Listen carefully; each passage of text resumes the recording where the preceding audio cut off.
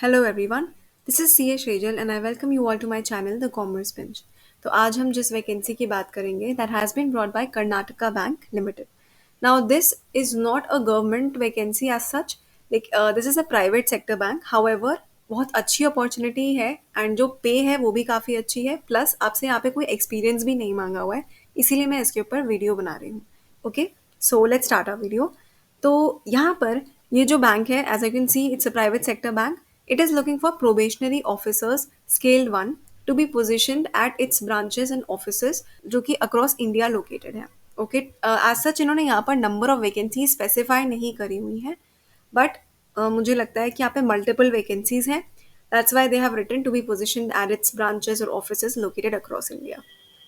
Okay, आगे बढ़ते हैं। क्वालिफिकेशन क्राइटेरिया देख लेते हैं। या तो आपका पोस्ट ग्रेजुएशन कंप्लीट होना चाहिए किसी भी डिसिप्लिन में, या फिर अगर आप ग्रेजुएट हो तो एग्रीकल्चरल साइंस में होना चाहिए, या फिर लॉ में। और लॉ में भी 5 इयर्स का जो इंटीग्रेटेड कोर्स होता है वो ही वाले लोग अप्लाई कर सकते हैं जिन्होंने ये कोर्स किया हो। Other than that professional qualifications वाले लोग जिन्होंने सीए, सीएस या सीएमए कंप्लीट किया है।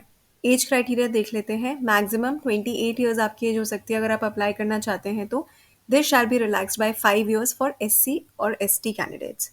ओके, एंड एप्लीकेशन फ़ी की बात कर लेते हैं। तो यहाँ पर general, unreserved, OBC and other categories के लिए 800 रुपीज़ की फ़ी है। Other than that SC ST categories के लिए 700 रुपीज़ की फ़ी है। इसके बाद बेसिक पे आपका रहेगा 48,480 rupees per month. This is just the basic पे। इसमें ऐड होगा डीए, एचआरए एंड और भी कई सारे allowances and perquisites. So current CTC आपका अप्रोक्सीमेटली 1,17,000 रुपीज़ पर मंथ का बनेगा मेट्रो सेंटर्स में। बट अदर देन दैट जो बाकी सिटीज़ हैं वहाँ पर इससे थोड़ा कम होगा, but still this will be a decent pay, क्योंकि इन्होंने कुछ भी यहाँ पर एक्सपीरियंस आपसे मांगा नहीं हुआ है। सिलेक्शन प्रोसीजर देख लेते हैं। यहाँ पर आपका सिलेक्शन कैसे होगा। सबसे पहले तो एक ऑनलाइन टेस्ट होगा आपका, which has been tentatively scheduled on 22 December 2024 and centres भी दे रखे हैं यहाँ पे नाम, तो आप चेकआउट कर लीजिएगा कहाँ कहाँ पर आपका ये ऑनलाइन टेस्ट हो सकता है। एंड इसमें सक्सेसफुल होने के बाद आपका एक इंटरव्यू होगा। अगर आप इसमें शॉर्टलिस्ट हो जाते हो तो there will be an interview, जो मोस्टली मैंगलोर में होगा, जो बैंक का हेड ऑफिस है वहाँ पर। अदरवाइज कहीं और भी हो सकता है, वो बैंक ही डिसाइड करेगा later on. Now since this is a permanent job तो आपका प्रोबेशन पीरियड भी रहेगा 1 ईयर का। ओके, एंड सर्विस बॉन्ड भी यहाँ पर है। आपको भरना पड़ेगा service bond minimum period of 3 years के लिए।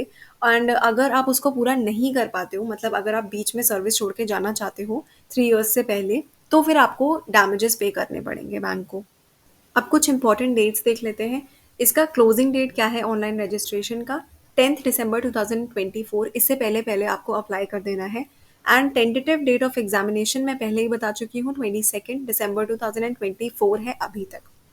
तो आपका जो ऑनलाइन एग्जामिनेशन होगा वो ऑब्जेक्टिव टाइप प्लस डिस्क्रिप्टिव होगा। सो 1 से लेकर 5 तक आपको जो नेम्स दिख रहे हैं, computer awareness, English language, general awareness, mostly related to जो बैंक से रिलेटेड जीए होगी एंड करंट अफेयर्स होंगे वो ही आएंगे, plus reasoning and quantitative aptitude.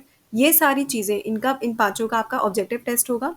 Other than that descriptive test होगा आपका इंग्लिश लैंग्वेज का, जिसमें शॉर्ट नोट्स, ऐसे टाइप क्वेश्चंस वगैरह आएंगे। तो इसमें मैक्सिमम 2 क्वेश्चंस होंगे एंड मैक्सिमम मार्क्स 25 है। यहाँ पर 30 मिनट्स आपको मिलेंगे ड्यूरेशन।